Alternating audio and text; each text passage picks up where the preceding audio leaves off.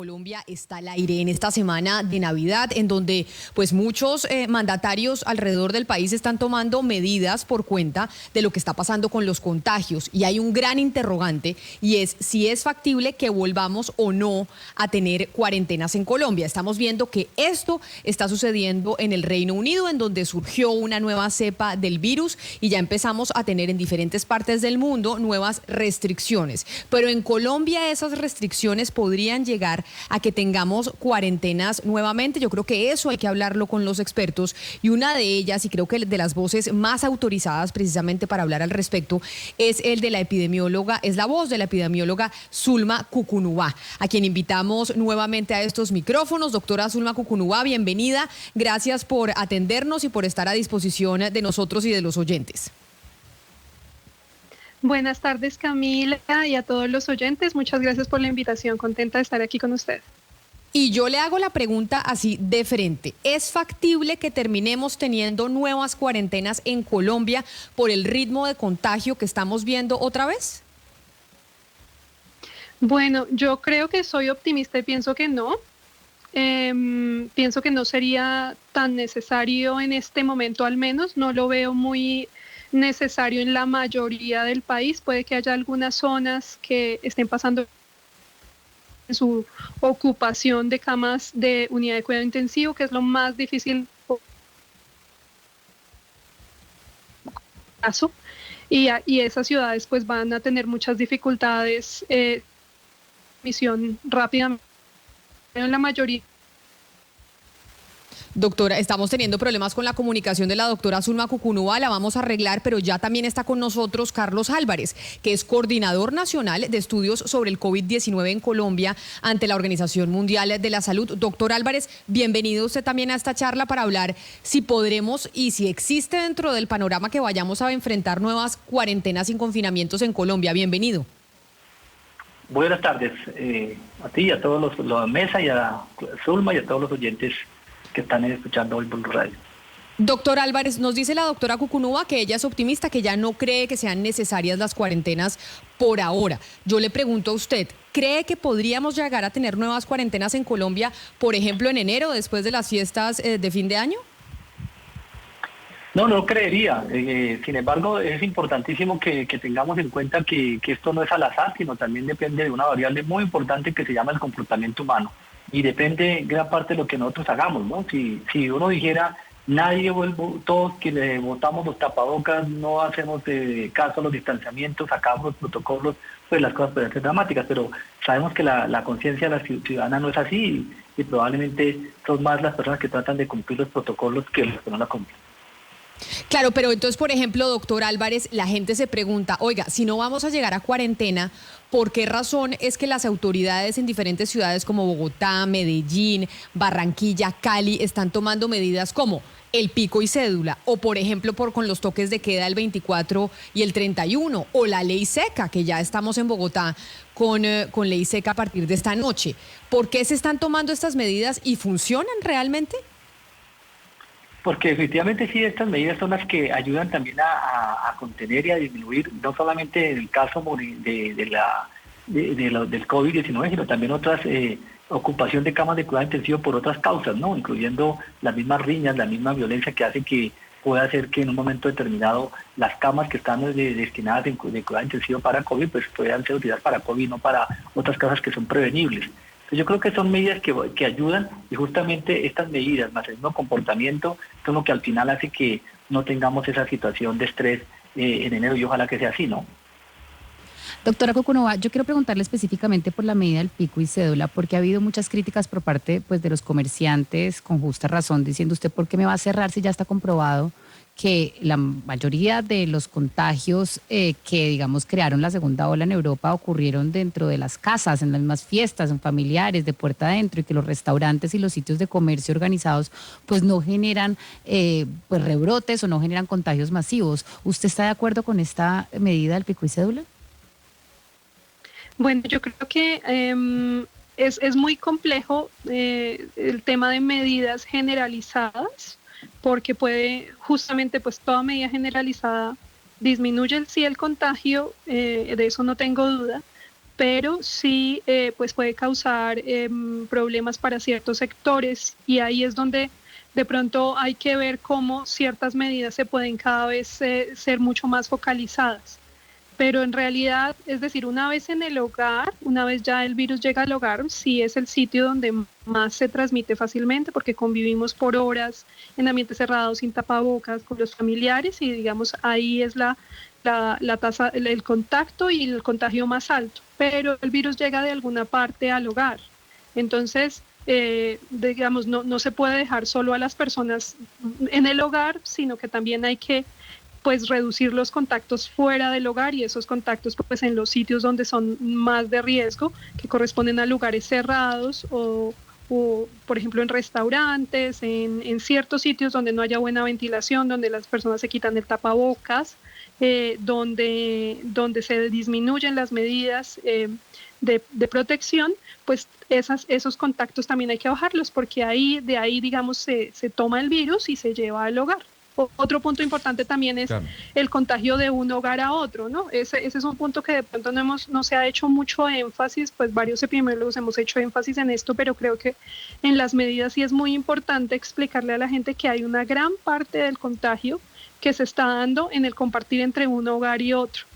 Y ahí es muy difícil llegar con medidas generalizadas, pues porque no se le puede prohibir a la gente que interactúe con su vecino o con el familiar que vive al lado, etcétera. Pero es muy importante que las personas entiendan que ese compartir dentro de los varios hogares y por un tiempo prolongado y sin las medidas mientras comen, cantan, etcétera, es de muy alto riesgo, y es lo que está representando la gran mayoría de los casos en este momento. Pero de algún lado llega ese virus, es decir, es toda una cadena de contagios y hay que atacarla por muchos frentes.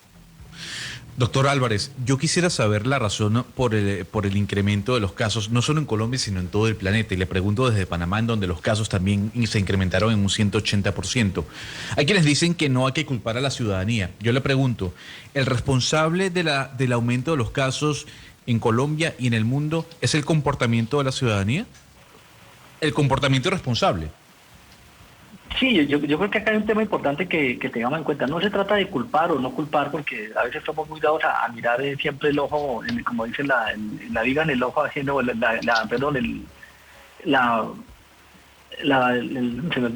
me pasó lo del chavo, pero básicamente tener en cuenta que a veces nos ponemos a criticar a los demás, pero nosotros no nos damos cuenta de lo que está pasando, lo que hacemos. Pero en realidad no es una sola variable, son variables como lo plantea Zurba, es decir, por ejemplo en Europa es supremamente importante el cambio del clima, ¿no? Es decir, en el invierno los virus se transmiten más fácilmente, y de este tipo de virus respiratorios, pues, sumado a la misma conciencia de la situación. Sí es cierto que también se han ido relajando medidas, y también el mismo comportamiento, es decir, la misma percepción del riesgo, y hay algo que se llama la paradoja de la prevención, ¿no? En que cuando hacemos las medidas de prevención y no pasa nada, entonces decimos, sí, eso como que no pasó nada, entonces ahora sí vamos a salir, y definitivamente pues ahí nos equivocamos.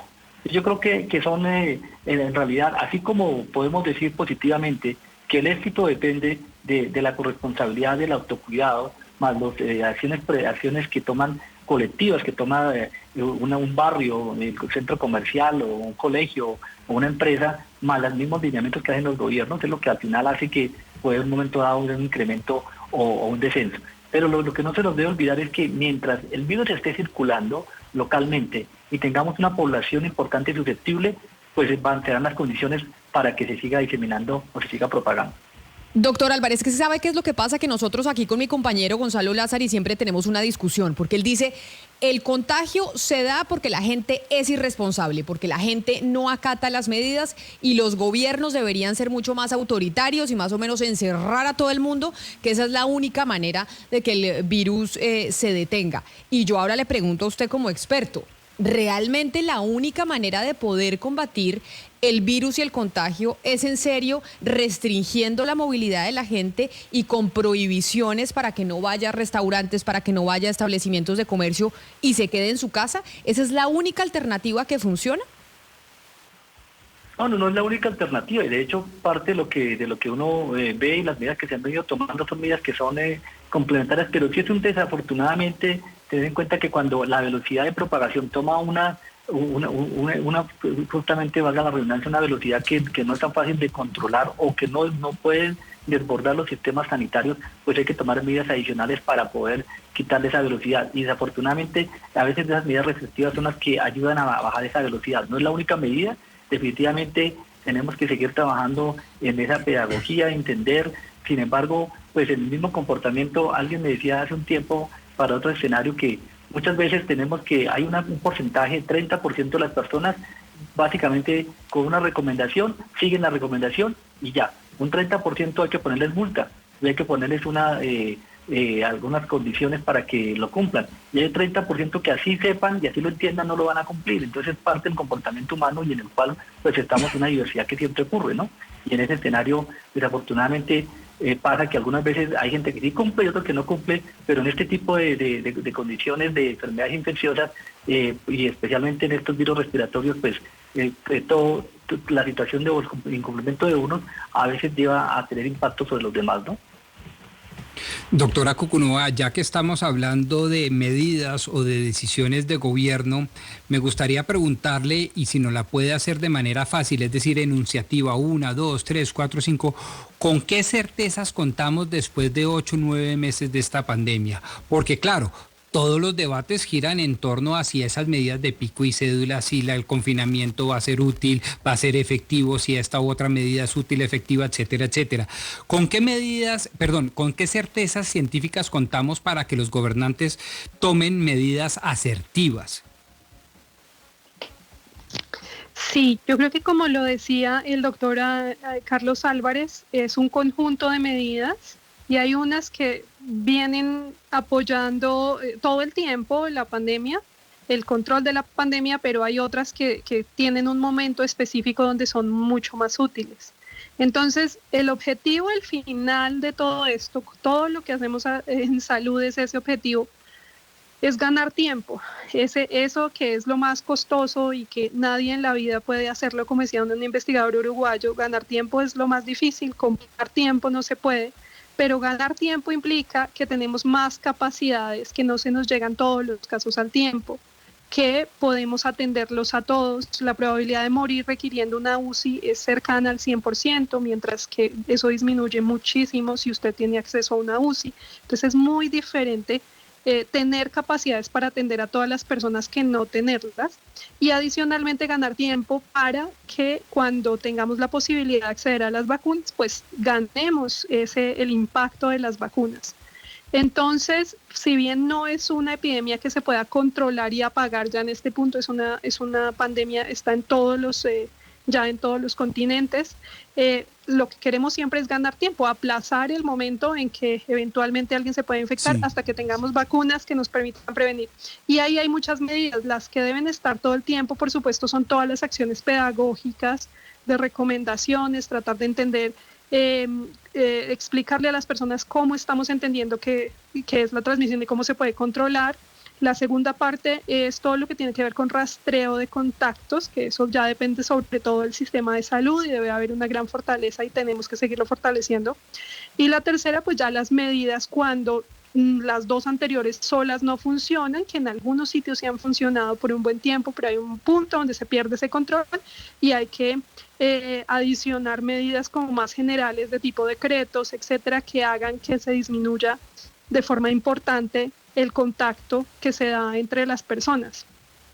Pues de eso sí tenemos pues certezas de que ha funcionado y si no, pues no estaríamos en la situación que estamos en este momento de no haber implementado esas medidas.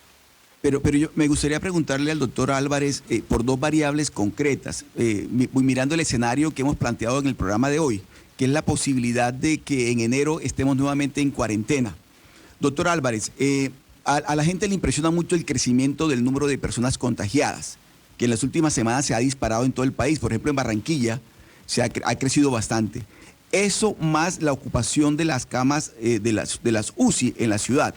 Es decir, el número en el caso de Barranquilla, el número de contagiados ha crecido, pero el número de ocupación de las UCI se mantiene en un 50-55%. Es decir, en ese escenario, la posibilidad de que estemos en una cuarentena futura, inmediata, ¿existe o no existe? ¿Cuáles son las variables que se tienen en cuenta, doctor Álvarez, para declarar una medida como la de la cuarentena?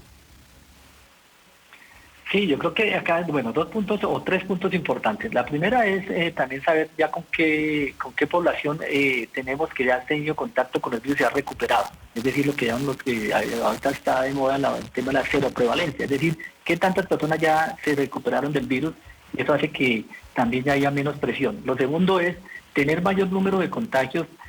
Puede ser por o tener dos interpretaciones. Una es que haya aumentado el número o la capacidad de hacer pruebas diagnósticas, en el cual antes no se le hacía a las personas con síntomas leves y ahora sí. Entonces, por lo tanto, uno dice, oiga, ahora tengo muchos contagios, pero la mayoría no están hospitalizados en cuidado intensivo, y de esta manera lo que está viéndose es que justamente estamos detectando más personas tempranamente y haciendo aislamiento. Y la otra que sí es dramática, pues es las camas de cuidado intensivo, porque al final las camas de cuidado intensivo es lo que nos refleja también qué tanta circulación del virus está y qué tanta gente pues va a requerir esas camas de cuidado intensivo. Como decía Zulma, uno de los puntos claves es que si no hay camas de cuidado intensivo y una persona lo requiere, la mortalidad pues es cercana al 100%, y que incluso cuando yo tengo las camas de cuidado intensivo y se hace todas las cosas bien, desafortunadamente hasta una tercera parte de las personas pueden fallecer, es decir, 1 de cada 3. Pero volviendo a la pregunta concreta que usted me hace, efectivamente, si una limitación son las camas de cuidado intensivo, estamos creciendo, no vamos a tener capacidad hospitalaria en uno de los momentos en los cuales pues, se tienen que tomar medidas mucho más estrictas para poder evitar que llegue a pasar esa situación. Pero como les digo, no solamente es esas variables, hay otras variables adicionales que se miran, uno que se llama el índice de positividad, es decir, qué tanto personas a las que se hace la prueba sale positiva, que también nos está mostrando directamente qué tanto circula el virus y también qué tanto es de esas personas realmente están llegando a complicarse. Entonces son varias aristas por las cuales se mira y se toman decisiones específicamente de la movilidad. Pero mire, yo creo que más que importante es no solamente las medidas que se toman, sino también que nosotros seamos conscientes en que si estamos con el virus circulando, pues tenemos que ser conscientes que cada uno de nosotros ayuda a ver esa curvita, a subir, que esa curva suba o baje. Ese, como les decía hace un momento, es el comportamiento nuestro que también ayuda y no se nos debe olvidar. Pero, doctor, perdón, uno también se pregunta por qué las restricciones son distintas en los lugares, restricciones que se manejan de una forma completamente distinta. Yo le quisiera preguntar a la doctora Zulma Cucunúa por los niños, porque aquí en Gran Bretaña los niños menores de 12 años no se cuentan como aforo, que son pues 3 asuntos que me han preocupado. Pues uno, en el aeropuerto de Heathrow, los niños menores de 12 no tenían que tener tapabocas. Aquí los niños menores de 12 no se cuentan como aforo. Es decir, si el aforo para una fiesta es de 6 personas en un jardín, en ese jardín las 6 personas no están contando a los niños. Y, por ejemplo, en el último trimestre, pues en el último término de colegio, este año que termina, pues los niños fueron al colegio. Entonces nosotros nos estamos equivocando en Colombia en la manera en cómo estamos abordando o en la manera como estamos considerando los niños. Con el tema de los niños es muy importante que hay una evidencia creciente de que su rol, al menos los más pequeñitos, su rol en la transmisión, o al menos mientras la prevalencia comunitaria, mientras la circulación del virus en la comunidad esté baja, el rol de ellos parece más bajo. Y eso ha llevado, digamos, a que la mayoría de países, al menos en Europa, hagan aperturas grandes de colegios, en particular de los niños, como tú mencionas, menores de 12 años. La Organización Mundial de la Salud también recomienda el no uso de tapabocas en los niños más pequeños y definitivamente desaconseja el uso en los niños que tengan algún tipo de discapacidad o que no tengan, digamos, no puedan ser vigilados, porque el tapabocas podría enredarse, podría tener problemas para los niños que no puedan manejarlo. Entonces, en general, para los niños más pequeños, e igualmente las recomendaciones no sé bien las del nivel nacional, pero por ejemplo las de la Secretaría de Salud de Bogotá han hecho pues no indicación definitivamente de tapabocas para los niños menores de 2 años y hay que revisar cómo va a ser el tema cuando haya apertura de colegios al comienzo del año. Entonces sí, yo estoy de acuerdo en que digamos la población de mayor riesgo somos los adultos, Y en el tema de establecimientos educativos, sobre todo los adolescentes y los estudiantes universitarios, donde hay que hacer mucho mayor énfasis en la prevención, en el aforo, y también estoy de acuerdo en que el aforo, digamos, y por lo menos por los modelos que nosotros hemos visto, el aforo es menos importante en los niños que en los adultos. Es decir, a medida que va aumentando la edad, el aforo deja de ser menos relevante. Pero Sí, tanto el doctor Carlos Álvarez como la doctora Zulma Cucunúa, los dos han sido consejeros precisamente de las autoridades en Colombia para tomar medidas sobre qué se debe hacer frente al contagio, frente al coronavirus, frente a la pandemia. Pero yo quiero insistir en una pregunta que hacía mi compañero Rodrigo Pombo hace algunos minutos y quiero preguntársela a los dos, pero empiezo por el doctor Álvarez. Acá hay un temor y es un temor que es real, que tiene la ciudadanía, que si usted camina por las calles, se reúnen las oficinas, la gente siente y dice, en enero nos van a encerrar otra vez. Todo parece indicar que nos van a encerrar porque esto se está saliendo de control. Y están pidiendo, por ejemplo, eso decía hoy el editorial del periódico El Tiempo, que las medidas que se tomen sean con soporte científico. Bogotá está enfrentando un pico y cédula. Todos los comerciantes obviamente pusieron el grito en el cielo porque poner el pico y cédula ahorita en Navidad pues afecta a los empleos, afecta a las ventas, los restaurantes que están tratando de recuperar lo que perdieron durante el 2020. Doctor Álvarez, para preguntarle concretamente, ¿estas medidas que están tomando hoy nuestros dirigentes tienen soporte científico, sí o no? ¿Estas medidas se estudian antes de tomar o simplemente por el miedo que indica que se están subiendo los contagios es que los mandatarios están tomando las decisiones? Sí, definitivamente sí tienen soporte y se hace con el soporte para tomar las decisiones y, como te decía hace un rato, no solamente es una sola variable o una sola preocupación, sino es la sumatoria de variables que se tienen en cuenta, como algunas de las que ya se han discutido en esta mesa, las camas de cuidado intensivo, el índice de positividad, la misma movilidad, el mismo cambios de hospitalización y otra serie de determinaciones que tienen que analizar para tomar una medida como la que se está comentando. Yo creo que sí, definitivamente, y para ser concreto a tu pregunta, sí o no, sí. Entonces, doctora Zulma Cucunúa, si sí hay soporte científico para tomar estas medidas por parte de los mandatarios, el pico y cédula, el toque de queda para Navidades, la ley seca, si hay todo un soporte científico para que nos dicen que estas medidas disminuyen el crecimiento del contagio, ¿por qué usted es tan optimista en decir que no cree que vaya a haber nuevas cuarentenas y nuevos confinamientos? Sí, hay una cosa muy importante, Camila, y es que hay, digamos, a pesar de que se pretenda darle una generalidad al término de evidencia, hay una experiencia de lo vivido en estos 9 meses. No se necesita en ciertas ocasiones, digamos, experiencia internacional, sino la propia experiencia que han tenido los mandatarios en el momento de imponer las restricciones, y en el caso específico, digamos, de Bogotá, hay una experiencia previa de que estas medidas, por ejemplo, de pico y cédula, han reducido la tasa de contactos. Cuando se reduce esa tasa de contactos poblacionalmente, se reduce necesariamente el número de casos. Y eso es lo que se busca. Ahora, puede que en otras experiencias de otras ciudades esa medida sea menos útil de acuerdo a cómo se haya manejado, porque pequeñas diferencias pues en cómo se implementa la medida pueden generar diferente percepción de la población, etcétera. Entonces, en otros sitios puede que, por ejemplo, Bogotá no ha impuesto toques de queda nunca, pero puede ser que en Medellín esa medida les funcione más. A mí lo que me preocupa es que, y que yo llamaría, digamos, a la reflexión un poco, es que algunas de las medidas no lleven a incrementar cosas como la duración y la intensidad del contacto. Es decir, lo que queremos es bajar el número de contactos y la duración de esos contactos. Pero si alguna de las medidas hace que la gente, digamos, se quede más reunida de muchos hogares y metidas en las casas, pues digamos puede tener el efecto contrario, y esas son cosas que hay que analizar en cada contexto dependiendo de qué experiencia local tienen en cada lugar. Claro, doctor Álvarez, usted hablaba del comportamiento humano y ustedes, los epidemiólogos, los expertos en salud pública, si bien estudian las medidas a tomar para reducir el nivel de contagio, también estudian el comportamiento humano, porque pues estas medidas, los seres humanos tenemos aguante hasta un punto.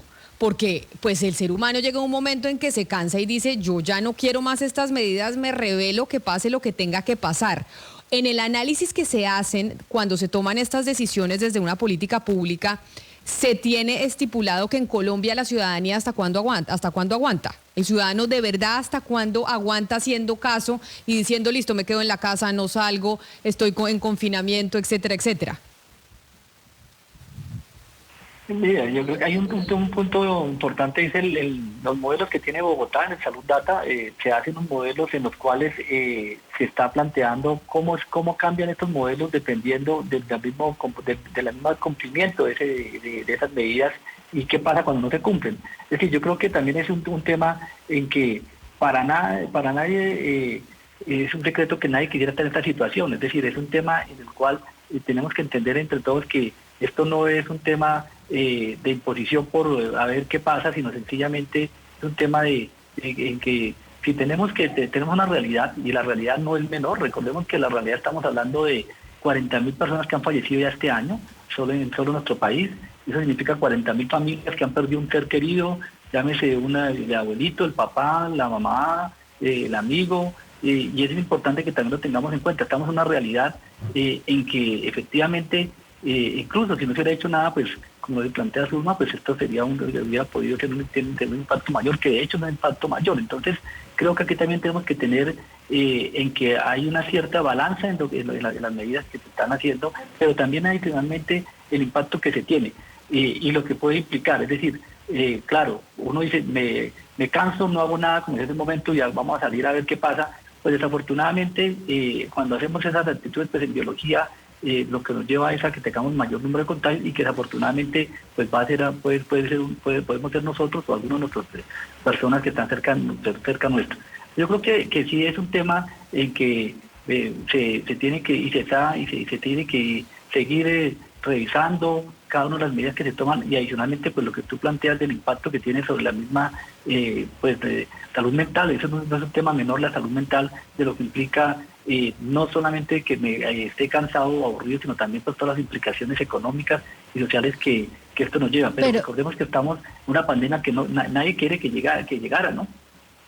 Pero sobre este tema que le preguntaba a Camila, yo le quiero preguntar a la doctora Cucunova, porque si uno mira las cifras, pues si bien ya volvimos a estar alrededor de los 12.000 contagios, se está haciendo el doble de pruebas, casi 60.000, y hablan de una positividad del 18% y digamos mucho menor a la positividad del 32%. En Bogotá, por ejemplo, nos han dicho, el gobierno dijo que si bien estamos alrededor de 60% de ocupación de UCI, no es un tema para preocuparnos, las muertes diarias no están en los 400, las cifras parecen, digamos, estar controladas. Entonces, si tenemos unas cifras controladas en este momento, ¿por qué desgastar a la ciudadanía de esta manera? Por ejemplo, en Bogotá, con toque de queda, ley seca, pico y cédula, ¿no estamos exagerando y no estamos desgastando a la ciudadanía y a la economía de una manera desproporcionada teniendo en cuenta las cifras? Bueno, es muy importante tener en cuenta que a pesar de que haya una cierta solvencia en cuanto a capacidad, se analiza algo que es muy importante, que es la velocidad a la cual se está transmitiendo. Este es un virus que esa velocidad, una vez arranca, es muy difícil detenerla, y es muy complejo. En pocos días puedes llegar a una capacidad hospitalaria que no, a una demanda hospitalaria que no se pueda manejar. No es como que yo me programo, sino que en realidad cuando esa velocidad está muy grande, digamos, todo indica que la velocidad solo sigue aumentando. Entonces, por ejemplo, para el caso de Bogotá, pues venía más o menos en una ocupación que había disminuido hasta casi 600 UCIs. Fue un periodo muy bueno de mucho control, todo el periodo después de que se hizo la apertura en septiembre. El rastreo había venido funcionando relativamente bien, pero en las 2 últimas semanas se pasó rápidamente, en menos de una semana, de 800 a 1.000, a la ocupación de 1.000. Entonces, esa velocidad con la que va el virus en los últimos días es una velocidad muy, muy alta. Si esa velocidad no se controla, entonces al siguiente día ya puedes estar en 1.400, al siguiente día ya puedes estar, o a los siguientes pocos días puedes estar ya en la capacidad máxima. Entonces no es algo que solo tomas las medidas cuando ya estás copado, porque ya no tendría sentido, sino hay que tomarlas antes para no llegar a ese punto. Y por eso digo que soy optimista en el sentido de que si estas medidas ahorita funcionan, pues va a bajar la velocidad, vamos a estar sí unos días como en ese pequeño pico, pero yo creo que si las medidas funcionan, para enero pues no vamos a estar en una situación muy preocupante y en ese sentido es que soy optimista. Una de las normas que están aplicando en Panamá, doctor Álvarez, es el uso del protector facial. Las autoridades de salud han dicho que se ha comprobado que la reducción es casi que al mínimo, junto con el tapaboca. Y ya en varios lugares, en centros comerciales, en establecimientos, se está utilizando, se está pidiendo de manera obligatoria el tapaboca y el protector facial. ¿Usted cree que en Colombia también se debe aplicar esta obligatoriedad para el uso del protector facial aunado al uso del tapaboca? Claro, lo que usted plantea es aunado, no separado, porque a veces la gente piensa o me pongo el protector facial o la careta que llamamos en Colombia y el tapabocas. No, eso es la combinación de los dos. Yo creo que ese es muy útil, el uso de la careta y el tapabocas combinado, cuando estamos a menos de 1 metro de distancia, cuando tengo que estar en un sitio donde no puedo estar a 1 metro de distancia, o especialmente cuando tengo que estar cara a cara en las personas que tienen que atender público, por ejemplo, en el cual esto va a disminuir en mayor el riesgo, y realmente sí recomendaría que en estas situaciones en las cuales yo no puedo estar a 1 metro de distancia, y a pesar de que esté usando tapabocas, podría hacer la careta, por ejemplo, algunas veces en situaciones de transporte público o en aquellas personas que están atendiendo público, como acabo de decir. Creería que es una recomendación válida, obviamente a veces es molesta dependiendo la careta que se utilice, pero sí es una medida. Lo que no se puede hacer es dejar de utilizar el tapabocas para utilizar careta, eso sería devolvernos. Pero bueno, mire, doctora Cucunubá, yo quiero preguntarle a usted por la inmunidad de rebaño. ¿Por qué se lo voy a preguntar? Porque en un momento se llegó a considerar, por ejemplo, en el caso de Barranquilla, que la ciudad estaba alcanzando la esperada inmunidad de rebaño que bajaría la letalidad del virus. Pero vemos que con estas medidas que se están tomando nuevamente es como si estuviéramos lejos de esta inmunidad. ¿Qué tan lejos estamos nosotros como país o como ciudades? Porque ustedes deben tener monitoreadas todas las ciudades de alcanzar la inmunidad de rebaño, o eso no se va a alcanzar nunca. Es una pregunta muy importante y creo que es muy importante aclarar a qué se refiere. La inmunidad de rebaño es un concepto que viene de qué número reproductivo hay dentro de la población y cuál sería, entonces a través de eso podemos calcular qué proporción aproximada, nunca es un número exacto, de población tendría que tener cierta inmunidad protectora para que el brote pare.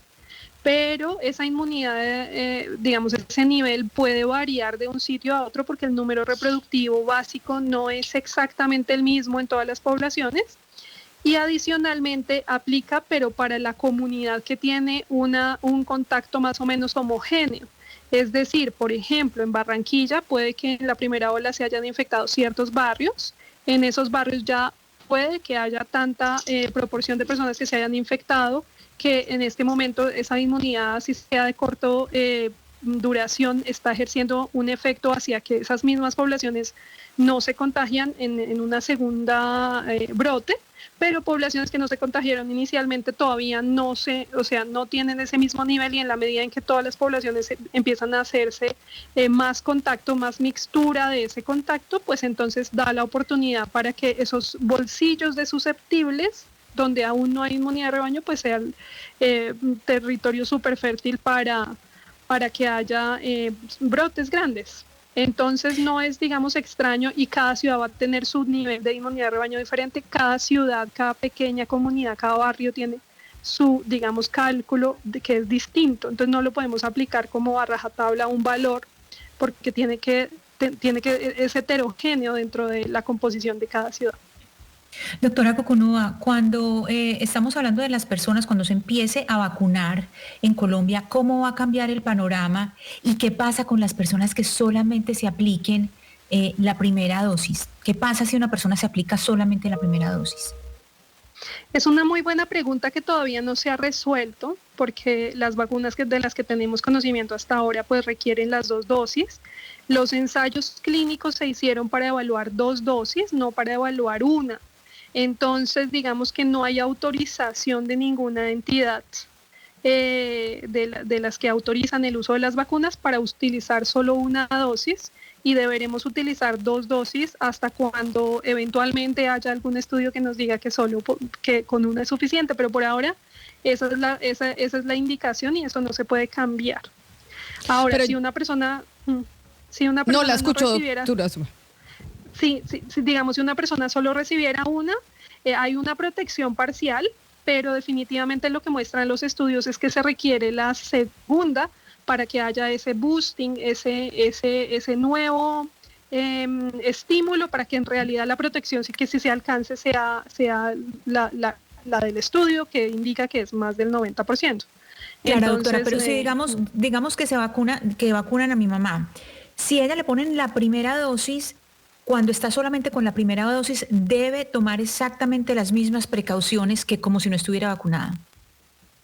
Con ambas dosis debe tomar las mismas precauciones, y la razón es que los estudios que tenemos hasta ahora de la mayoría de las vacunas tienen una parte que se llama, muy importante, que se llama los desenlaces primarios de los estudios. Y esos desenlaces primarios han evaluado en su mayoría cuál es la probabilidad, la eficacia de enfermar por el virus, pero todavía no tenemos certeza de cuál es la eficacia de las vacunas para prevenir la infección. Así que así tenga las 2 dosis, hay que seguir utilizando el tapabocas, la distancia, etcétera. Esperamos que más adelante haya estudios que nos permitan saber si las vacunas también tienen un impacto sobre la probabilidad de transmisión, y eso sería el ideal, pero por ahora no lo sabemos. Así que mientras no lo sepamos, hay que, a pesar de estar vacunados, seguir utilizando todas las medidas. Pero entonces, doctor Álvarez, ya que entramos en el mundo de las vacunas, en medio de la noticia que recibimos desde el fin de semana con la nueva cepa que surge en el Reino Unido y que Europa está en alerta y ya se cerraron los aeropuertos a todos los viajes que vengan desde ese país, etcétera, etcétera, resulta que la vacuna puede que no sea esa gran respuesta que estábamos esperando durante todo el año para poder acabar con esta pandemia. Ahora resulta que nos toca esperar una nueva vacuna, tal vez para las nuevas cepas que vengan del virus. No, yo creo que la vacuna sí es una herramienta fundamental que nos va a ayudar a controlar la pandemia, y probablemente si llegara a empezar a aparecer que esta variante del virus tenga impacto sobre la vacunación, es decir, que sea menos efectiva cuando haya una diseminación de esta variante, que por ahora es importantísimo aclararlo, no parece con lo que tenemos de información hasta ahora que vaya a cambiar la eficacia de la vacuna. También hay que plantear que también ocurre como ocurre con otras vacunas, como en el caso del virus de la influenza, que no es exactamente igual, pero uno podría hacer colegir de esta manera, en que podría ser que lo que implicaría es que nos toque hacer vacunaciones de forma estacional o temporal, dependiendo lo que vaya apareciendo. Pero ahí entramos al terreno, Camila, de la especulación, en el poder decir que podríamos saber si la vacuna sí funciona o no. Pues en este momento no sabemos si la vacuna va a ser de por vida o si nos va a proteger por unos 6 meses o un año. Esperamos que sea de por vida, pero es posible que sea solamente de forma temporal. Por ahora creo que sí va a ayudar a pasar más rápidamente a ese famoso estado pospandémico cuando tengamos más personas recuperadas naturalmente por la infección y personas vacunadas en una forma poblacional importante. Es decir, cuando ya la vacuna no solamente me proteja a mí, sino también proteja a toda mi población, porque ya hay mucha gente vacunada. Doctor Cucunova, acerca del tema de la seroprevalencia y las expectativas que podrían haber por una posible inmunidad de rebaño, y además teniendo en cuenta la decisión que anunció el presidente Iván Duque de que no va a vacunar a las personas que ya se contagiaron, yo le quiero preguntar a usted por las posibilidades de recontagio, porque ha habido casos de personas que se recontagian del virus, incluso un caso hoy de una persona que se recontagió y se murió. ¿Ya está probado que si a uno le da COVID no le va a volver a dar, o por qué están tomando esas decisiones basados en qué fundamento? Bueno, sobre las reinfecciones, sí es una realidad, existen. Pero pues los datos por ahora indican que ocurren en una pequeña proporción de los casos, es decir, todavía no tenemos certeza de esa proporción cuánto es, pero por las cifras que se pueden ver es una proporción pequeña. La mayoría de los casos no se reinfectan, los que se reinfectan son algunos pocos, pero como bien lo decía el doctor Álvarez, aún no sabemos cuál es la duración de esa inmunidad protectora producto de la infección natural. Con otros coronavirus tenemos conocimiento que esa inmunidad se reduce bastante después de un año, pero no es como que llegue un año y a partir de un año se reduce, sino pues que es un proceso lento. Entonces, digamos, si este virus siguiera el mismo comportamiento que otros coronavirus, empezaríamos a ver más reinfecciones más probables después de un año de que se haya infectado pues la gran mayoría de las personas. Pero como no ha pasado todo ese tiempo, pues por ahora todo es especulativo, no sabemos. Ciertamente el tema de si vacunar o no a las personas que ya se han infectado, idealmente lo que quisiéramos es que se pudieran vacunar todas las personas, pues a sabiendas de que no sabemos la duración de la inmunidad. Pero lo cierto es que la disponibilidad de vacunas es muy poca. Entonces, en escenarios donde hay escasez, hay que pensar en estrategias de priorización donde se vacune, sobre todo donde se espera tener un mayor impacto. Y dado que pues estamos hablando de una inmunidad que más o menos por ahora sabemos que persiste unos 7 meses, entonces, digamos, tiene sentido en un escenario de escasez empezar a buscar estrategias para priorizar a aquellos con mayor probabilidad de enfermar gravemente y morir, y pues en especial si no se han infectado ya. Una vez ya se cuente con más disponibilidad, pues ya se puede vacunar a todo el mundo, pero en un escenario de escasez es muy difícil y hay que priorizar. Pues inmejorables invitados, yo creo, para hablar de este tema y este interrogante que nos aqueja a todos los colombianos. Si frente a la dinámica que estamos viviendo nuevamente del coronavirus, podríamos entrar en nuevos confinamientos a futuro o no. Y por eso quisimos llamar al doctor Carlos Álvarez y a la doctora Zulma Cucunúa, que son los mayores expertos en Colombia sobre este tema. Frente a esa pregunta, pues la mayoría de los ciudadanos que votaron a través de las redes sociales sobre ese interrogante, pues cree que sí podríamos entrar en nuevas cuarentenas el 64.9% y cree que no el 35.1%. Y así lo despido, doctor Álvarez. Frente a eso que cree la ciudadanía, entonces, ¿usted qué probabilidad le da para que hablemos en probabilidades de que tengamos o no tengamos nuevos confinamientos? Y así me despido de usted. Qué pena responderte con una respuesta un poco etérea. Digo, depende de qué tanto de que la gente votó, que cree que puede haber cuarentena, realmente tiene un comportamiento en estos días que nos faltan de fiestas y de Navidad, independiente de que estén en las ciudades o se vayan a sus zonas, si los que van a viajar a sus lugares que quieran hacerlo, cumpliendo las normas o no las cumplen. Si todos salimos y no cumplimos y pensamos que esto ya pasó el fin de año y que digamos el año entrante va a ser otra cosa, es posible que tengamos una mayor probabilidad. Pero si seguimos cumpliendo y seguimos incluso, este programa de hoy nos ayuda a ser más conscientes de no solo entender las medidas, sino cambiar mi comportamiento, es posible que la probabilidad sea más baja. Doctor Álvarez, muchas gracias y gracias por acompañarnos hoy aquí en Mañanas Blue cuando Colombia está al aire. Y lo mismo para usted, doctora Zulma Cucunúa, esa pregunta de cierre. ¿Qué probabilidad da usted para una posible cuarentena en el futuro? Bueno, esa probabilidad depende mucho, no es la misma para todas las ciudades. Definitivamente va a depender de cuál es la capacidad hospitalaria de ocupación de hoy, y eso determina, digamos, la probabilidad del día siguiente. Pero hay algo que es bien interesante y es que los patrones, digamos, de comportamiento que se han incrementado ahorita en estos meses, este último mes, digamos, y están al tope en estos días de diciembre. Lo que ha pasado en otros años del comportamiento es que después del 26 de diciembre igual esos comportamientos vuelven a bajar. Y en enero, digamos, hay ciudades como Bogotá que se quedan vacías. Entonces ahí hay otro cambio bien importante. Entonces yo soy optimista en el sentido en que si las personas acatan estas medidas iniciales y todo, digamos, los patrones de comportamiento, de contacto, vuelven a un nivel un poco más basal, la probabilidad de que tengamos necesidad de cuarentenas va a ser mínima. Pero pues estamos en una situación nueva, no sabemos cómo se va a comportar la gente, entonces Y entonces hay que esperar, pero digamos, yo soy muy optimista de que no las vamos a necesitar. Pues doctora Zulma Cucunúa, usted también mil gracias por habernos acompañado hoy aquí en Mañanas Blue cuando Colombia está al aire. Como les decía, inmejorables invitados. A ustedes, nuestros oyentes, también gracias por estar conectados aquí con nosotros. Ya llegan nuestros compañeros de Meridiano Blue y ya saben que nos encontramos todos los días de lunes a viernes a las 10:30 de la mañana.